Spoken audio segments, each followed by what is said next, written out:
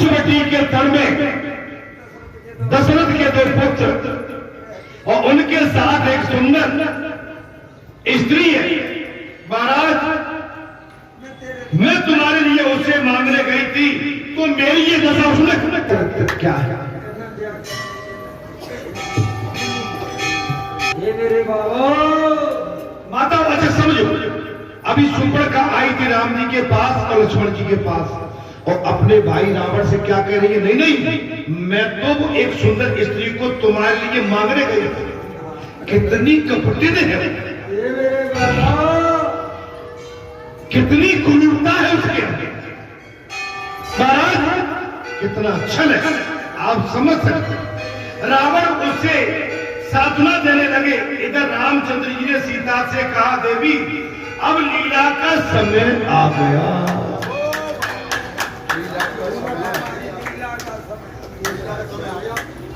कथा सुंदर है। बोले देवी अब लीला का समय आ गया, तुम अग्नि में निवास करो। देवी अब लीला का समय आ गया, तुम अग्नि में प्रवेश करो।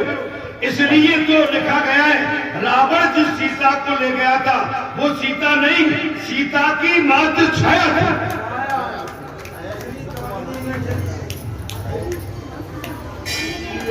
वो असली सीता नहीं थी, सीता माता की छाया थी।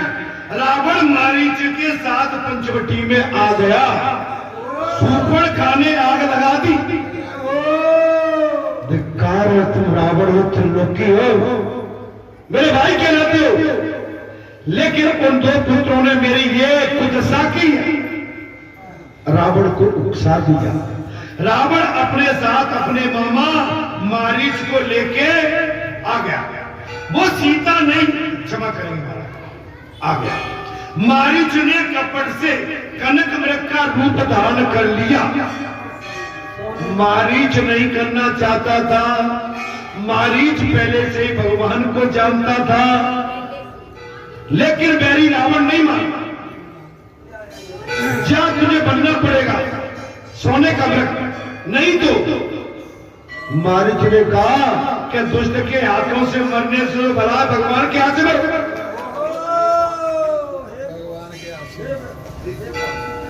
मारीच सोने का सुंदर मृग बन गया। मारीच ने कपट से महाराज कनक रूप धारण किया। सीता जी ने ये स्वर्ण स्वरूप देखा तो राम जी से कहा, मुझे इसकी खाल का वस्त्र पहनने की इच्छा, सोने का। बोले स्वामी, मुझे इस कनक के मृग के शरीर के शरीर है छाल, इसके वस्त्र बनवा के पहनने की इच्छा है, आप इसका शिकार कीजिए। राम ने भागते हुए उस मृग पर बाण चलाया। हे लक्ष्मण बोलता हुआ दाराशाही हो गया। इधर सीता जी ने लक्ष्मण के नाम की पुकार सुनी तो लक्ष्मण को अपने पति की सहायता के लिए दौड़ा दिया। भाई पर संकट की कथा आपने सभी ने सुनी। लक्ष्मण जी नहीं जाना चाहते थे, लेकिन भैया भाई जो राम रचना का महाराज नाथ सुनैनन को अपराध। प्रभु सीता जी ने कहा है मुझसे एक भूल हुई थी, एक पल के लिए जब मेरे नेत्र संसारी मृग पे चले गए और उतने ही पल में मेरा हरण हो गया। महाराज लक्ष्मण आश्रम से बाहर निकले तो रावण ने महाराज बेचुक का रूप लेकर सीता जी का हरण किया।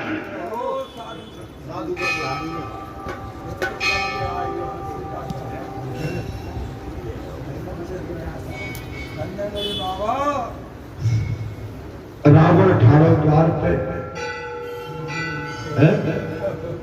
धर संतन को भेष माई परीक्षा डाली है, जो भी ठाड़े पे आ गया दुष्ट। रावण सीता जी को रथ पर बिठा ले गया। यो तो लक्ष्मण जी ने लक्ष्मण रेखा खास दी थी, पर कभी कष्ट आ ही नहीं सकता है, लेकिन तुम नहीं मानती हो तो मैं जाता हूं। लेकिन मैं ये लक्ष्मण रेखा खींच के जा रहा हूं, अगली रेखा, इससे तुम पार मत हो जाओ।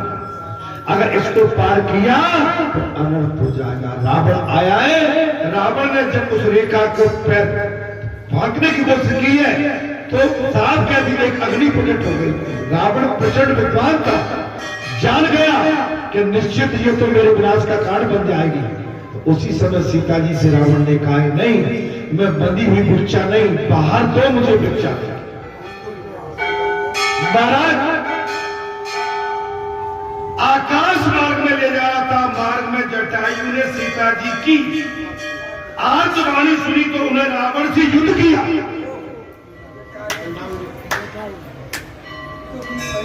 आकाश मार्ग से सीता को अपने रथ पर बिठाल के दुष्ट रावण लिए जा रहा है।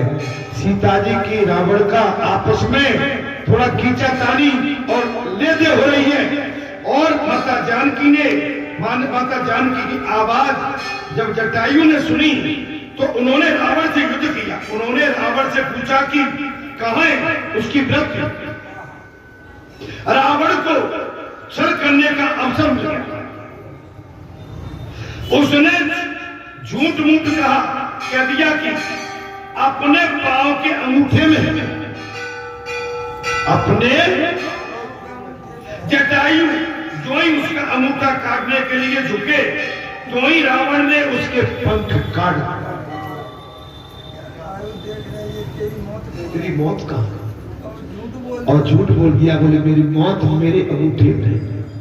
और जटायु जैसे ही उसके अंगूठे को रावण की को काटने को हुए हैं, क्यों ही पंख काट।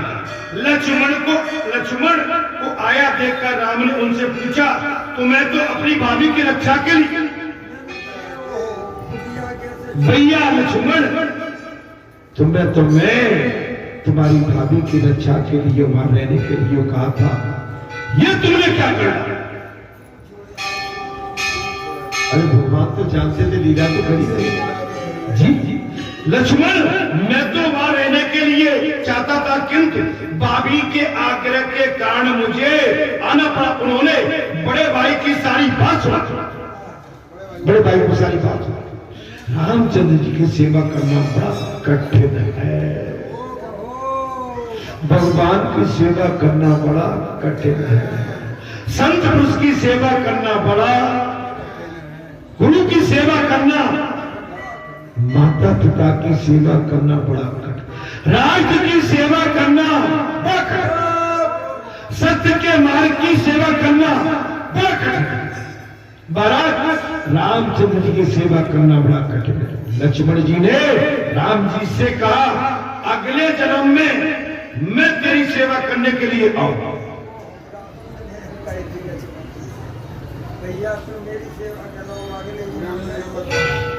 राम जी ने साफ कर दिया, भैया लक्ष्मण अगले जन्म में मैं तेरी सेवा करने के लिए आऊंगा। लक्ष्मण जी का दूसरा जन्म बलराम का।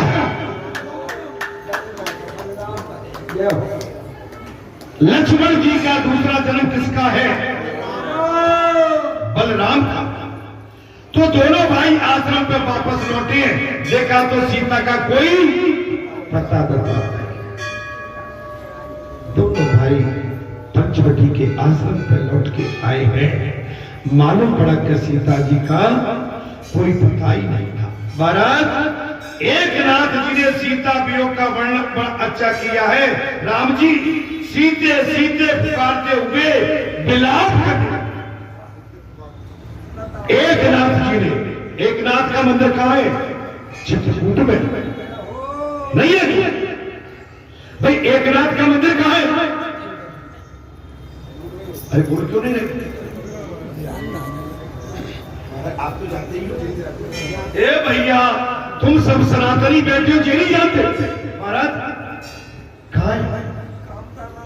वही तो है भाई, एकनाथ है। तो मुझे क्यों घुमाने की कोशिश क्यों कर रहे हो? फिर बात तो एक ही है, एक नाथ है काम का नाथ। महाराज विलाप करने लगे। लक्ष्मण जी उन्हें बार बार धीरज देते हुए समझा रहे हैं। राम जी कहते हैं ये धरती मेरी सास है।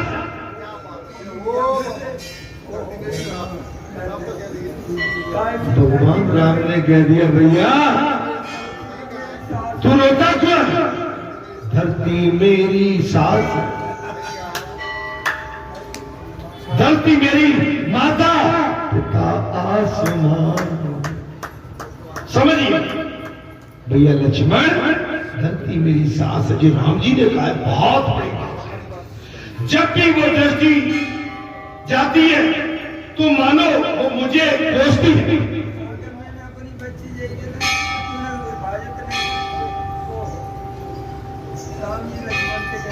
राम लक्ष्मण से कह रहे धरती मेरी सास है। मेरी दृष्टि जैसे ही इस धरती माता पर पड़ती है वो मुझे कोस रही। अपनी पत्नी की रक्षा करने की यदि तुझमें शक्ति नहीं थी तो तूने विवाह क्यों किया?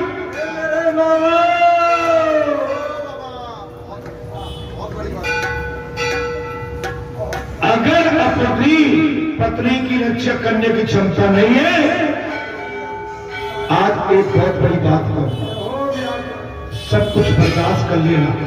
मां का अपमान, पिता का अपमान, पत्नी का अपमान और गुरु का अपमान और अपने राज का अपमान और वेदों का अपमान, ये अगर कोई अपना सुनता है तो पातक लग जाएगा और सुन के भी निपुण होकर बैठता है तो महापातक होगा।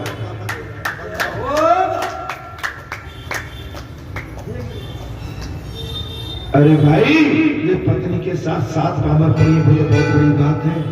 किसी माता की तरफ कोई हाथ डाले और हम रास्ते में जा रहे हैं तो महाराज मरना स्वीकार। एक बार तो जय श्री राम करी सरकार।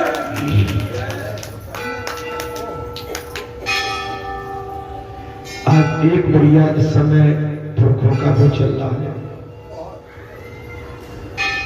हम जब घर से निकलते हैं, हम जहां भी जाते हैं, मैं अतिशयोक्ति नहीं कह रहा हूं, बड़ा भूल नहीं कह रहा हूं, मैं सच्चाई बता रहा हूं। जब हम घर से निकलते हैं स्वयं शरीर स्मृत शरीर, ठीक है, तो बालाजी सरकार हमारा पूरा चक्रव्यूह करके चलते हैं।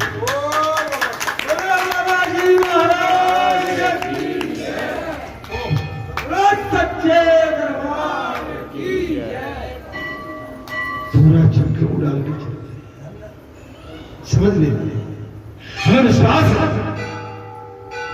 इसलिए तुम्हारे ऊपर हम डरपत भाई, सच्ची दोस्ती है।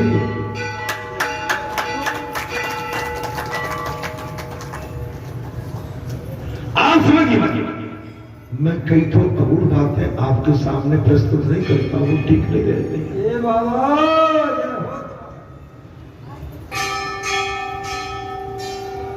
भारत ये धरती मेरी सास है और मैं इस पर दृष्टि डालता हूं तो मानो वो मुझसे को कोसती है। अब मुझसे कहती है अपनी पत्नी की रक्षा करने की यदि तुम्हें शक्ति नहीं थी तो विवाह क्यों किया था? आकाश की ओर दृष्टि डालता हूं तो मानो भगवान सूर्यनारायण दुख से कहते हैं कि मेरे कुल में ये कैसा।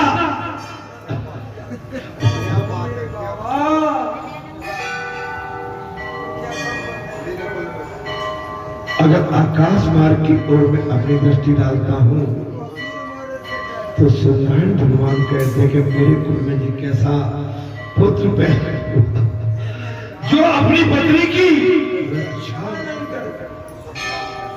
ईश्वर तेरी लीला अपरंपार है। तू अपनी इस तरह से बात को मैंने कहां ले जा रहा है? अरे प्रभु तुमने ही तो कहा था देवी अब मेरी लीला का समय आ गया है और आप संसार में हमको पूर्वजन्मों में फंसाना चाहती हो।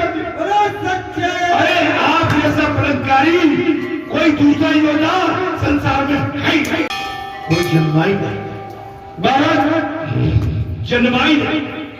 चलिए दोनों भाई सीता को ढूंढते हुए घूम रहे थे कि एक स्थान पर घायल जटायु को देखा गया।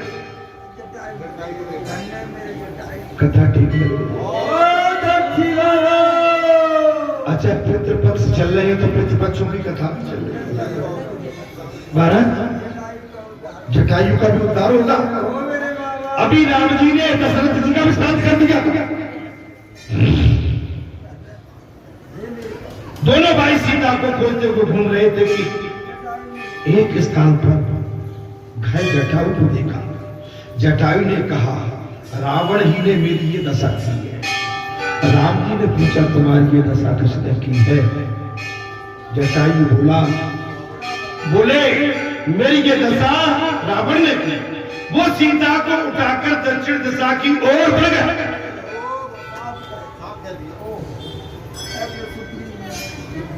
हे राम, दक्षिण को ले गया। वो पुत्री सीता को कहा है, पुत्री सीता को दक्षिण की ओर उठा के आगे बढ़े। रामचंद्र जी, यह तुम्हारी इच्छा है तो मैं तुम्हें ठीक कर देता हूं। रामचंद्र जी ने कहा, तात श्री मन पिता जी, एक मास बच्चक को तात श्री मैं तुम्हें ठीक कर।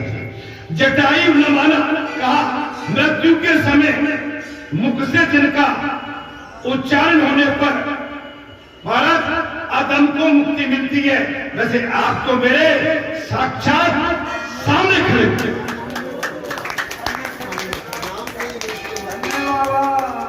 अंतिम समय में आपका नाम का जाप करने से जीव को मुक्ति का प्रावधान है। प्रभु, आप तो इस समय मेरे साक्षात सन्मुख खड़े हुए, तो फिर मुझे कौन सी इच्छा आप पूरी करनी है?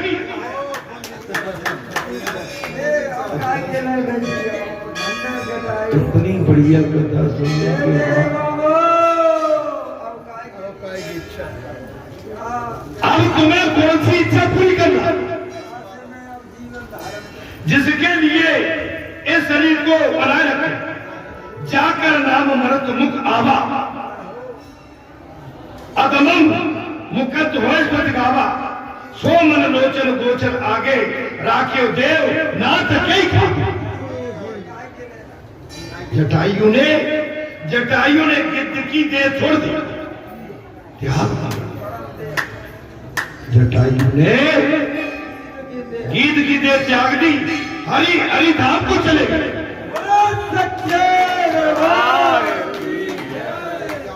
मांस भक्षण करने वाला हरि धाम को चले। जिस गति की योगी इच्छा करते हैं वो उत्तम गति राम जी ने जटायु को दे दी। भैया गिरधर भैया, ए हमारी पूंछ पे बैठे रहो, ज्यादा समय नहीं है।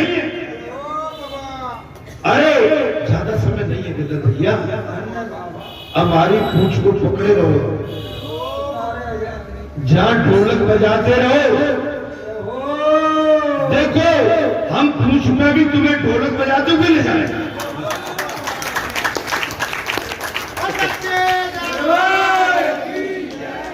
गिरधर भैया जी, अंदर का भाव है, ज्यादा समय नहीं है। अब तो ढोलक नहीं बजाओ, और जहां बजाओगे तो तुमसे सच्चा वादा करते हैं तुम्हारी ढोलक भाभी बजवा देंगे।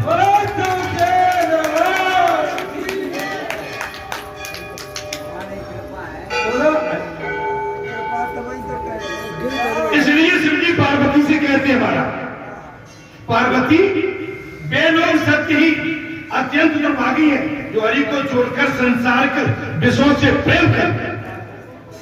बेलोग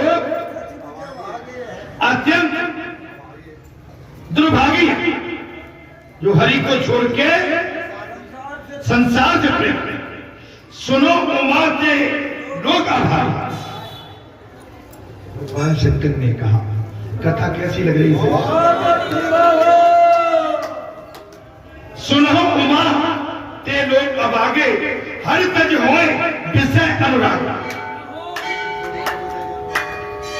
जो भगवान को त्याग देते हैं वो विषय के चक्कर में फंसे रहते हैं और वो अभागे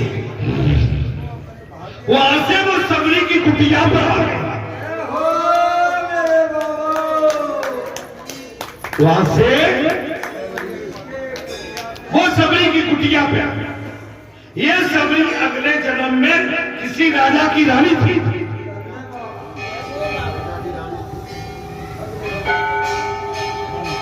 वहां से भगवान सबरी के आश्रम में पहुंचे।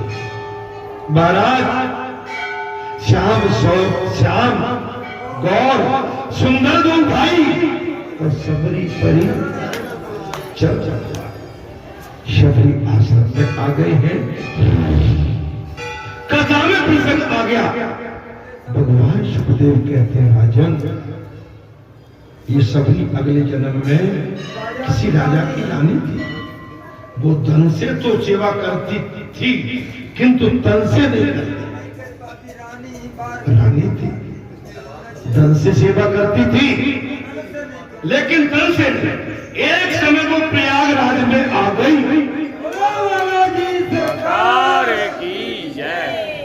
कथा सुनोगे कि एपिसोड लगा दे।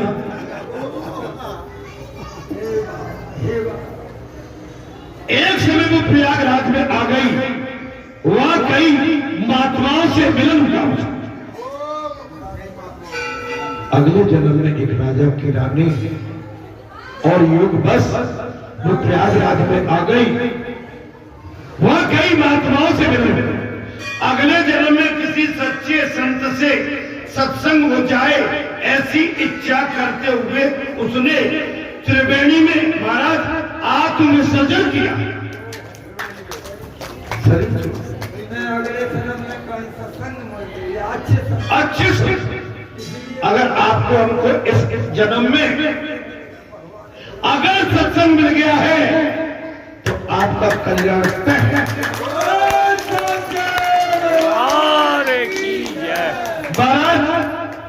वो तपस्या नहीं करती थी लेकिन हो गई ईश्वर की लीला। प्रयाग में पहुंच के संतों का सत्संग सुना है और जैसे ही त्रिवेणी में स्नान किया है आत्मविसर्जन कर दिया। उस रानी का भील जाति में सबरी के रूप में जन्म हो गया। उस रानी का भील जाति में